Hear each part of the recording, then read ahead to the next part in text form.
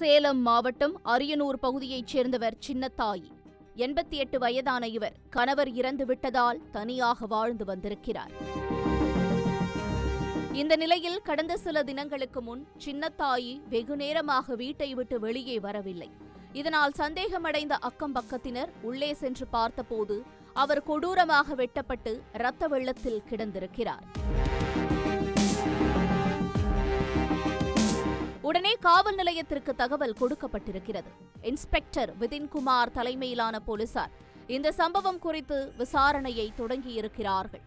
மூதாட்டி நகை பணத்திற்காக கொல்லப்பட்டாரா என்ற கோணத்திலேயே விசாரித்திருக்கிறார்கள். ஆனால் ஆதாய கொலைக்கான காரணம் எதுவும் கிடைக்கவில்லை.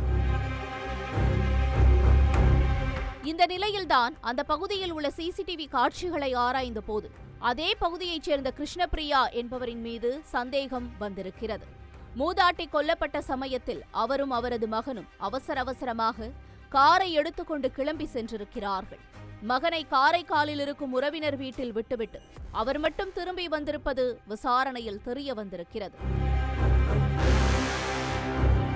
இதனால் சந்தேகத்தின் பெயரில் கிருஷ்ணபிரியாவை அழைத்து விசாரித்த போது முதலில் முன்னுக்கு பின் முரணாக பதிலளித்தவர் போலீசாரின் கிடுக்குப்பிடி கேள்விகளால் திக்கித் திணறி கொஞ்சம் கொஞ்சமாக உண்மையை கக்கியிருக்கிறார். கிருஷ்ணபிரியாவின் கணவர் 15 வருடங்களுக்கு முன்பாகவே இறந்து போய்விட்டார். இவருக்கு 11ஆம் வகுப்பு படிக்கும் ஒரு மகன் மட்டும் இருக்கிறார். சிறிய ஹோட்டல் ஒன்றை நடத்தி வரும் கிருஷ்ணபிரியா அந்த வருமானத்தில் சிங்கிள் பேரண்டாக இருந்து மகனை படிக்க வைத்திருக்கிறார். ஆனால் அவரது மகன் முப்பொழுதும் மொபைலில் ஃப்ரீ ஃபயர் கேமில் மூழ்கியிருக்கிறார்.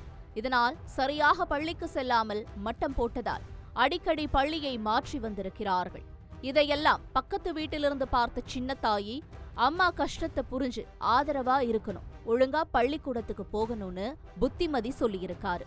தனியா வாழ்ந்த சின்னத்தாயி அந்த ஊரில் உள்ள அனைத்து சிறுவர்களையுமே பேரன்களாகத்தான் பார்த்திருக்கிறார்.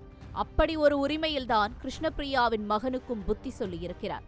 ஆனால் ஏற்கனவே வீடியோ கேமால் மன அழுத்தத்தில் இருந்த சிறுவனுக்கு அந்த அட்வைஸ் ஆத்திரத்தை ஏற்படுத்தியிருக்கிறது.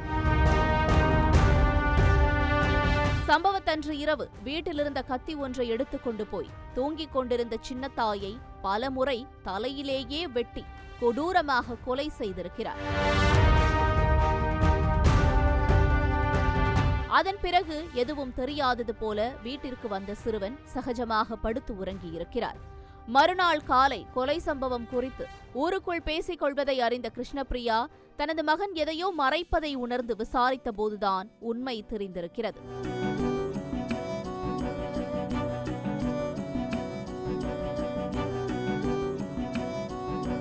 ஆனாலும் மகனை காப்பாற்ற வேண்டும் என்பதற்காக கொலை செய்த கத்தி, இரத்தக்கரை படிந்த சட்டை ஆகியவற்றையும் எடுத்துக்கொண்டு மகனை உறவினர் வீட்டில் விட்டுவிட்டு அவர் மட்டும் தனியாக வந்திருக்கிறார்.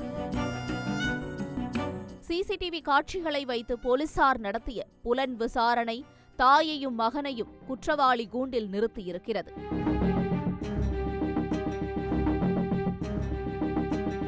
மேலும் போலீசார் நடத்திய விசாரணையில் கிருஷ்ணபிரியா சரிவர தனது மகனை கவனித்துக் கொள்ளாமல் இருந்ததால் சிறுவன் அதிக நேரம் தனியாகவே இருந்து மன அழுத்தத்திற்கு ஆளாகி இருப்பதை கண்டுபிடித்திருக்கிறார்கள்.